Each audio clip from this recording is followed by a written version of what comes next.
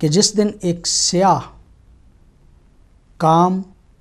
ان لوگوں نے کیا کہ جو اپنے آپ کو مسلمان کہتے تھے۔ قبل اس کے کہ اس کی تفصیلات میں ہم جائیں، یہ تو پوری دنیا جانتی ہے کہ 8 شوال کو انہدام جنت البقیع کے عنوان سے پوری دنیا کو متوجہ کیا جاتا ہے کہ اسلام کے نام پہ مسلمانوں نے اولیاء اللہ، صحابہ کرام رضوان اللہ علیہم، ازواج پیغمبر اور اہل بیت رسول کے مزارات کے ساتھ کیا کیا، ان کو منہدم کیا، صفائے ہستی سے مٹانے کی کوشش کی اور اس کے خلاف صدائے احتجاج پوری دنیا بلند کرتی چلی آ رہی ہے، خاص طور پہ ملت اسلامیہ کے تمام افراد۔ تھوڑی سی تفصیلات آپ کی خدمت عالیہ میں عرض کرنا چاہ رہا ہوں کہ 8 شوال 1344 ہجری، آج 1434 ہے اور آج سے اسلامی ڈیٹ کے اعتبار سے 90 سال پہلے۔ عیسوی سن کو دیکھا جائے تو آج 2013 اور یہ واقعہ ہے 1925 کا، یعنی 88 سال آج سے پہلے۔ عیسوی اعتبار سے 88 سال بنتے ہیں اور اسلامی اعتبار سے 90 سال پہلے کا یہ واقعہ ہے کہ جب جنت البقیع میں مزارات کو گرا دیا گیا تھا۔ یہ واقعہ پہلی مرتبہ 8 شوال کو نہیں ہوا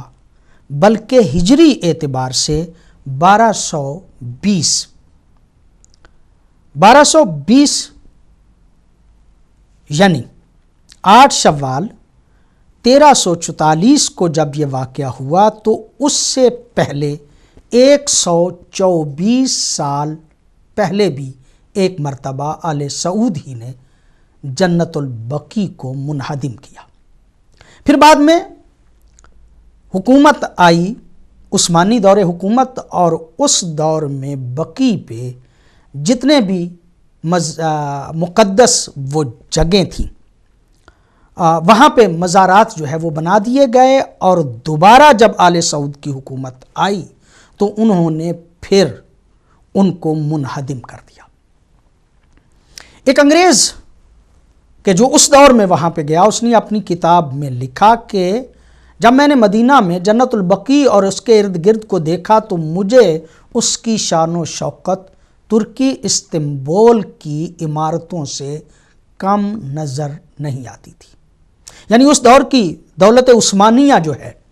اس نے جیسے استنبول میں عمارتیں بنائی تھیں ایسے ہی وہاں مدینے کو آباد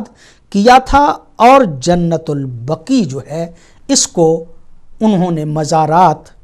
جتنے بھی وہاں پہ صحابہ کرام رضوان اللہ علیہم، ازواج رسول اور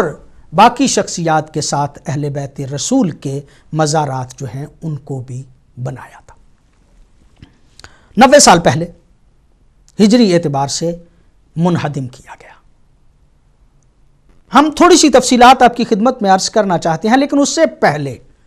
یہ عرض کرنا بھی ضروری خیال کرتا ہوں کہ ملت اسلامیہ میں اس وقت 2 طبقات ہیں، 2 نظریات جو ہیں وہ اس وقت ملت اسلامیہ میں چل رہے ہیں۔ ایک نظریہ وہ ہے کہ جو اولیاء اللہ کی تعظیم کرتے ہیں اور ہر اعتبار سے ان کی تعظیم کرتے ہیں، اور ایک وہ طبقہ ہے کہ جو خدا کی وحدانیت کا بہانہ بنا کے اولیاء اللہ کی توہین کرتے ہیں، حتیٰ یہاں تک کہ جب جنت البقیع کے مزارات کو ختم کیا گیا تو خواہش یہ تھی کہ پیغمبر گرامی صلی اللہ علیہ وآلہ وسلم کے روضہ اقدس کو بھی ختم کر دیا جائے، لیکن لوگوں کے بہت بڑی پوری دنیا کے احتجاجات سے ڈرتے ہوئے اس حکومت نے پیغمبر گرامی صلی اللہ علیہ وآلہ وسلم کے روضہ اقدس کو وہ گرانے سے باز رہے۔ 2 طبقات میں نے عرض کی، ایک اولیاء اللہ کی عزت و توقیر کرنے والے، اور ایک وہ کہ جو عزت و توقیر تو درکنار، ہمیشہ توہین جو ہے وہ کیا کرتے ہیں۔ بن باز ایک بہت بڑے عالم دین اسی طبقے کے ہیں، وہ پیغمبر گرامی صلی اللہ علیہ وآلہ وسلم جو ہے ان کے نہ صرف روضہ اقدس کی زیارت کے لیے نہیں جاتے تھے، بلکہ وہ صاحب بن باز جو ہیں وہ مسجد نبوی بھی نہیں جاتے تھے۔ حالانکہ مسجد نبوی میں نماز پڑھنے کا بہت زیادہ ثواب ہے، وہ مسجد نبوی میں 2 رکعت نماز پڑھنا 10,000 کے قریب جو ہے وہ ثواب ملتا ہے، یا 1000 کے قریب جو ہے مختلف روایات کے اعتبار سے ثواب جو ہے وہ ملتا ہے۔ وہ مسجد نبوی میں بھی نہیں جاتے تھے، نعوذ باللہ من ذالک۔ وہ کہتے تھے مادام ھذا الصنم ھناک لا ازورہ، جب تک یہ بت، نعوذ باللہ من ذالک، پیغمبر گرامی کے روضہ اقدس کو وہ بت قرار دیتا تھا، کہتا تھا کہ جب تک یہ موجود ہے میں اس کی زیارت کو نہیں جاؤں گا، یعنی میں وہاں پہ نہیں جاؤں گا۔ ایک طبقہ بالکل وہ، اور ایک طبقہ وہ کہ جو اولیاء اللہ کا احترام کرتا ہے اور اولیاء اللہ کی عظمت کا قائل ہے۔ ظاہر ہے کہ بہت زیادہ واقعات ہوئے، یقینی طور پہ احد کے میدان میں بھی صحابہ کرام رضوان اللہ علیہم کے مزارات جو ہیں ان کو ختم کیا گیا، لیکن چونکہ آج جنت البقیع کے عنوان سے گفتگو آپ کی خدمت عالیہ میں پیش کی جا رہی ہے، لہٰذا میں تھوڑی سی اس کی تاریخ جو ہے وہ آپ کی خدمت عالیہ میں عرض کرنا چاہ رہا ہوں۔ پہلی بات تو یہ کہ پیغمبر گرامی صلی اللہ علیہ وآلہ وسلم کے زمانے میں ملت اسلامیہ کے وہ لوگ جو ہیں جو اس دور میں انتقال کرتے تھے ان کو دفن کیا جاتا تھا، اور یہ بھی اپنے طور پہ طے کہ جنت البقیع ایک باغ تھا، اور اس باغ میں مختلف قسم کے درخت تھے۔ پیغمبر گرامی صلی اللہ علیہ وآلہ وسلم نے جب اس کو قبرستان کے طور پہ قرار دیا تو ان درختوں کو کاٹ کے وہاں پہ قبریں بنانا شروع کی گئی۔ جنت البقیع کے حوالے سے بھی 2 نام جو ہیں وہ ملتے ہیں، ایک بقیع غرقد اور ایک بقیع امات۔ وضاحت ہم عرض کریں گے آپ کی خدمت میں۔ یہ بقیع غرقد جو ہے اس کو بقیع کبیر کا نام بھی دیا جاتا ہے، اور بقیع امات جہاں پہ پیغمبر گرامی صلی اللہ علیہ وآلہ وسلم کی 2 پھوپھیاں، ایک جناب عاتقہ اور ایک جناب صفیہ بن عبد المطلب کہ جو حضرت زبیر رضی اللہ تعالی عنہ کی والدہ گرامی تھی، ان کی قبریں جو ہیں وہ اس جگہ پہ موجود تھیں، جس وجہ سے اس کو بقیع امات کا نام دیا جاتا تھا۔ بعد میں حضرت عباس علمدار کی والدہ گرامی جناب ام البنین کو بھی اسی بقیع امات میں ہی دفن کیا گیا۔ یہ 3 قبریں جو ہیں وہ مخصوص تھیں اس طرف۔ پھر مرور زمانہ سے ان دونوں بقیوں کو اکٹھا کر دیا گیا، اور کچھ قبریں اس بقیع کے باہر جو ہیں وہ موجود تھیں، جیسے حضرت ابو سعید خدری رضی اللہ تعالی عنہ، اور اسی طرح جناب حلیمہ سعدیہ کی قبر جو ہے وہ بھی ان دونوں بقیع کے باہر تھی۔ ایک اور قبر اسی بقیع کے باہر ایک قبرستان پہلے سے موجود تھا کہ جس کی سرحد اس بقیع کے ساتھ ملتی تھی، جس کا نام تھا حش کوکب۔ چونکہ حضرت عثمان کو بلوائیوں نے بڑی دردناک انداز سے قتل کیا، اور پھر اس وقت چونکہ وہاں پہ قبضہ تھا، ان حالات میں حضرت عثمان کو بھی جو دفن کیا گیا وہ اسی بقیع کی دیوار کی اس سائیڈ پہ دفن کیا گیا کہ جس سے آگے پھر چل کے حش کوکب جو ہے اس کا نام دیا جاتا تھا۔ یہ یہودیوں کے ساتھ منسوب ایک قبرستان تھا۔ ہم جو آپ کی خدمت عالیہ میں عرض کرنا چاہ رہے ہیں اس کی تاریخ کے حوالے سے، اس میں پہلی بات یہ کہ تاریخی شواہد میں 2 چیزیں ملتی ہیں کہ پہلا بندہ اس بقیع میں کون دفن ہوا۔ اسد بن زرارہ رضی اللہ تعالی عنہ کا نام ملتا ہے کہ ان کو بقیع میں سب سے پہلے دفن کیا گیا، لیکن وہ روایات کہ جو زیادہ ہیں اور زیادہ مستند ہیں ان کے اعتبار سے حضرت عثمان بن مظعون رضی اللہ تعالی عنہ پیغمبر گرامی کے وہ ساتھی ہیں کہ جن کو پیغمبر گرامی نے خود بنفس نفیس وہاں پہ دفن करवाया था। और दफन करने के बाद पैगंबर गिरामी ने उनकी अजमत व शान को भी बहुत ज़्यादा बयान फरमाया और फरमाया कि हमारे अहल में से जो भी अब इंतकाल करेगा मैं उसको मज़ऊन के साथ ही, यानी उस्मान बिन मज़ऊन के साथ ही दफन करूँगा। ये बाद में फिर शख्सियात का और पैगंबर गिरामी सल्लल्लाहु अलैहि वसल्लम के अहले खाना में से, आपके अज्जा अहले बैत में से जो लोग इंतकाल कर गए, उनमें हज़रत इब्राहीम का नाम तो बहरहाल मौजूद है, जो पैगंबर गिरामी सल्लल्लाहु अलैहि वसल्लम के फर्जंद थे। उनको पैगंबर गिरामी के हुक्म के मुताबिक हज़रत उस्मान बिन मज़ऊन की कब्र के साथ दफन किया गया। जो लोग हज्जो ज़ियारात के लिए जाते हैं और उम्रे के लिए जाते हैं, जब वो जन्नतुल बकी में जाते हैं तो उन्हें पता है कि हज़रत इब्राहीम की कब्र, यानी पैगंबर गिरामी सल्लल्लाहु अलैहि वसल्लम के फर्जंद की कब्र जो है वो तकरीबन यहाँ पे ज़ौजाते रसूल और फिर आगे चल के हज़रत मालिक बिन अनस के साथ आगे जाके जो है वो हज़रत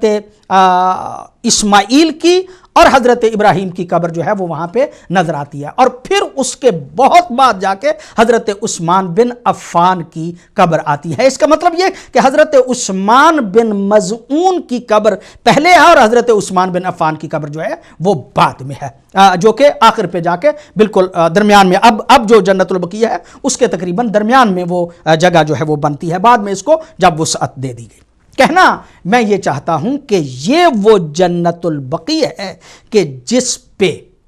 मज़ारात बनाए गए, वो मज़ारात हुकूमत उस्मानिया, दौलत उस्मानिया ने बनाए थे और इस हुकूमत ने मुनहदिम किए थे। कुछ बातें इस हवाले से अर्ज़ करना ज़रूरी ख्याल किया जाता है कि अब का जो लोग हज व ज़ियारात पे जाते हैं और ख़ास तौर पे हमारे साथ भी जो हज पे जाते हैं, हम कोशिश करते हैं कि उनको इन तमाम ज़ियारात की तरफ मुतवज्जे करें और बाकी भी जितने उलमाए इकराम जाते हैं वो यकीनन जो है वो निशानदेही करते हैं। लेकिन बहरहाल मैं यहाँ पे अर्ज़ करना चाह रहा हूँ कि जन्नतुल बकी जो मौजूद है इस वक्त, जो उसका बाब है उससे अंदर दाखिल हों तो सबसे पहले जो दाएँ हाथ पे कब्रें हैं, ये भी जुमला जो है वो दरमियान में ऐसे ना रह जाए कि जब हज़रत उस्मान बिन मज़ऊन रज़ी अल्लाह ताला अन्हो को दफन किया तो पैगंबर गिरामी सल्लल्लाहु अलैहि वसल्लम ने एक पत्थर वहाँ पे लगा के हज़रत उस्मान की कब्र के निशान को जो है वो महफूज किया था। उस दाईं तरफ जो पहले कब्रें जो हैं वो मिलती हैं, उनमें कब्र है हज़रत अब्बास बिन अब्दुल मुत्तलिब की। मैं अगर इसको थोड़ा सा तारीख़ी हवाले से आपकी खिदमत आलिया में अर्ज़ करूं तो ये बात 580 हिजरी में मोहम्मद बिन अहमद बिन जुबैर,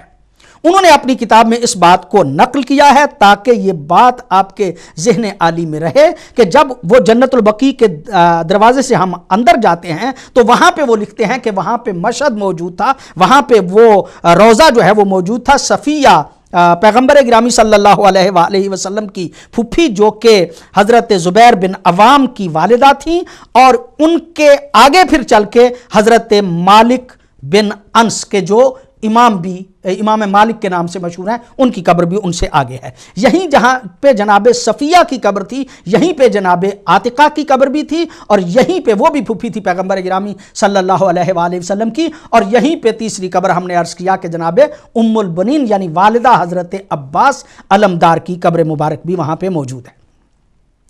फिर उससे आगे थोड़ा सा जाएं तो ये लिखते हैं कि यानी इस साइड से कि जहां पे जनाब सफ़िया की कब्र है, दूसरी साइड से नहीं, वो पहले यहां पे भी एक दरवाज़ा होता था, यहां से आगे जाएं तो वो फरमाते हैं कि आगे जाके इब्राहीम इब्ने नबी की कब्र थी। अब इब्राहीम इब्ने नबी की कब्र हज़रत उस्मान बिन मज़ऊन की कब्र के साथ थी, और वो फरमाते हैं उस दौर में यानी 580 हिजरी में कि उस दौर में वहां पे सफेद रंग का एक कुब्बा जो है वो बनाया गया था, और उसके साथ ही हजरत उमर इब्ने खत्ताब के एक बेटे के जिनका नाम अब्दुर्रहमान औसत था, और ये अभी शहमा के नाम से मारूफ थे, यानी कुनियत इनकी अभी शहमा थी। शायद ये वही जो है वो अब्दुर्रहमान हैं कि जिनको हज़रत उमर बिन खत्ताब ने अपने अदल का तकाजा देखते हुए कोड़े भी लगवाए थे, और फिर शायद उसी मर्ज में ये मरीज होके इंतकाल भी कर गए थे। ان کے مقابلے پہ بالکل ایک قبر تھی اور وہ قبر ہے جناب عقیل ابن ابو طالب کی اور جناب عبداللہ بن جعفر کی. یہ دو قبریں تو اب بھی بیان کی جاتی ہیں, عقیل ابن ابی طالب اور جناب عبداللہ ابن جعفر کی قبر جو ہے وہ بیان کی جاتی ہے. لیکن تاریخی شواہد پہ اگر غور کیا جائے اور دیکھا جائے تو وہاں پہ پتہ چلتا ہے کہ ایک اور شخصیت بھی کہ جن کا ذکر جو ہے وہ تاریخ میں ملتا ہے, اور وہ شخصیت ہیں حضرت ابو سفیان ابن حارث بن عبد المطلب. حضرت عبد المطلب کے بیٹے ایک حارث تھے, ان کے بیٹے تھے, ان کا نام تھا ابو سفیان, یعنی حضرت عقیل ابن ابی طالب کے چچا زاد بھائی, یا میں یوں کہوں کہ حضرت علی کے چچا زاد بھائی. حضرت عقیل ظاہرہ بڑے بھائی تھے. یہاں پہ ذکر حضرت عقیل کا اس لیے کر رہا ہوں کہ یہ حضرت حارث کے فرزند جناب عبد المطلب کے پوتے حضرت ابو سفیان ایک دن جنت البقیع میں گھوم رہے تھے, پھر رہے تھے, کہ حضرت عقیل نے ان سے پوچھا, وہ بھی وہاں پہ موجود تھے, اور یہ بھی تاریخی شواہد بتاتی ہیں کہ حضرت عقیل ابن ابی طالب کا اس جگہ پہ ایک گھر تھا.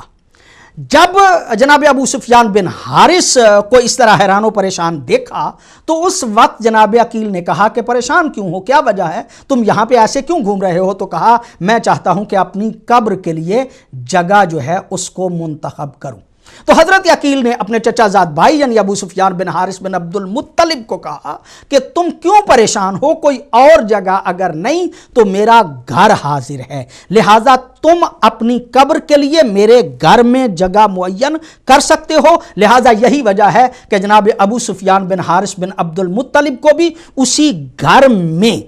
کہ جہاں پہ اب جناب عقیل ابن ابی طالب اور عبداللہ بن جعفر خاص طور پہ معروف ہے, عبداللہ بن جعفر جو ہے ان کی قبر جو ہے وہ موجود ہے, وہاں پہ ایک اور قبر حضرت ابو سفیان بن حارث بن عبد المطلب کی وہاں پہ موجود ہے. ہم بات کر رہے ہیں محمد بن احمد بن جبیر جو ہے, وہ کہتے ہیں کہ اس سے آگے اگر جائیں تو پھر ہم دیکھتے ہیں کہ ازواج, اب یہ پلٹ کے پھر دوسری طرف آ رہے ہیں اس سائیڈ سے, یعنی ادھر سے جناب عاتقہ اور جناب صفیہ کی قبروں سے ہوتے ہوئے تھوڑا سا اوپر ہو کے جناب مالک اور جناب عقیل اور جناب ابراہیم کی قبروں سے واپس پلٹ کے آ رہے ہیں, جو موجودہ اس وقت جنت البقیع کی حالت ہے, گویا اس جو راستہ ہے اس سے واپس پلٹ کے آ رہے ہیں. کہتے ہیں کہ جب واپس پلٹتے ہیں تو وہاں پہ قبریں موجود ہیں ازواج النبی کی, یعنی پھر بعد میں ازواج نبی کی قبریں آتی ہیں, اور اس میں بھی کوئی شک نہیں کہ جناب میمونہ اور جناب خدیجۃ الکبریٰ کے علاوہ باقی ساری پیغمبر گرامی کی ازواج جو ہیں ان کی قبریں وہاں پہ موجود ہیں. نام بھی ہم آپ کی خدمت عالیہ میں ابھی تھوڑی دیر کے بعد عرض کرنے کی کوشش کریں گے, لیکن یہ آپ طے سمجھے کہ جناب میمونہ اور حضرت خدیجۃ الکبریٰ کے علاوہ باقی ساری پیغمبر گرامی صلی اللہ علیہ وآلہ وسلم کی ازواج کی قبریں مورخ لکھتے ہیں کہ اسی جگہ پہ موجود ہیں. اس سے تھوڑا سا آگے ہو جائیں تو پھر قبریں یہاں پہ ملتی ہیں تین. وہ تین قبریں ہیں پیغمبر گرامی صلی اللہ علیہ وآلہ وسلم کے ساتھ منسوب ان تین بیٹیوں کی, جناب زینب کی, حضرت رقیہ کی, حضرت ام کلثوم کی. یہ تین شخصیات, ان کے بارے میں تاریخ آج تک مختلف ہی ہے.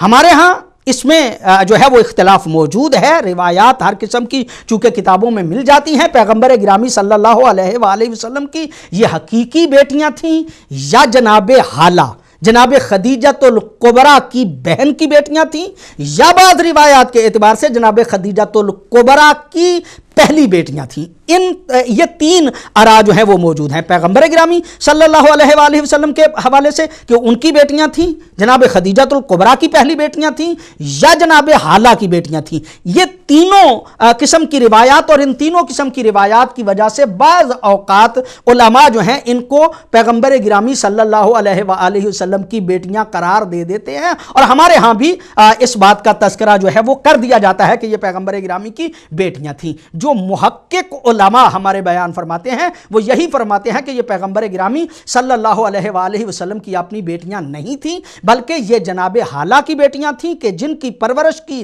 جناب خدیجۃ الکبریٰ نے۔ چونکہ جناب خدیجۃ الکبریٰ کا عقد مبارک جو ہے وہ پیغمبر گرامی سے ہوا، لہٰذا ان کی پرورش ہوئی پیغمبر گرامی صلی اللہ علیہ وآلہ وسلم کے گھر میں۔ اب پیغمبر گرامی کے گھر میں جن کی پرورش ہوگی ان کو بعنوان بیٹی ہی کہا جائے گا، لہٰذا یہی وجہ ہے کہ ہمارے علماء بھی بسا اوقات ان کو پیغمبر گرامی کی بیٹیاں ہی قرار دیتے ہیں، جو کہ پیغمبر گرامی نے بیٹیوں کی طرح اپنے گھر میں رکھ کے جن کی پرورش کی تھی۔ محترم شخصیات ہیں وہ تینوں کی تینوں، جناب زینب جو ہیں سلام اللہ علیہا، جناب ام کلثوم اور جناب رقیہ، جناب حالہ کی یہ بیٹیاں جو پیغمبر گرامی صلی اللہ علیہ وآلہ وسلم کے گھر میں پلی تھیں۔ ان سے آگے جائیں تو پھر اب گویا اس طرف سے ہم جا رہے ہیں تو بائیں ہاتھ پہ قبریں جو ہیں وہ موجود ہیں، اور ان میں قبر موجود ہے حضرت امام حسن مجتبیٰ علیہ الصلوۃ والسلام کے سر اقدس کی طرف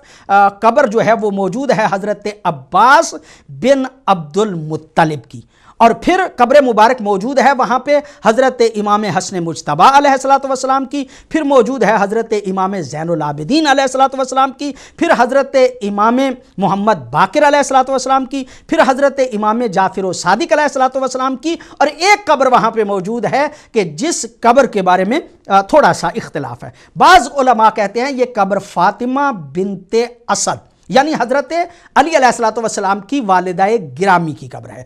بعض روایات کے اعتبار سے یہ بھی کہا جاتا ہے کہ یہ قبر حضرت جناب سیدہ فاطمۃ الزہرا کی قبر ہے۔ جناب سیدہ فاطمۃ الزہرا کی قبر مبارک کے بارے میں تین جو ہیں وہ روایات ہیں۔ ایک روایت یہ ہے کہ آپ کو جنت البقیع میں دفن کیا گیا، ایک روایت یہ ہے کہ آپ کو اپنے گھر میں دفن کیا گیا، ایک روایت یہ ہے کہ بین قبری و منبری جو مسجد ہے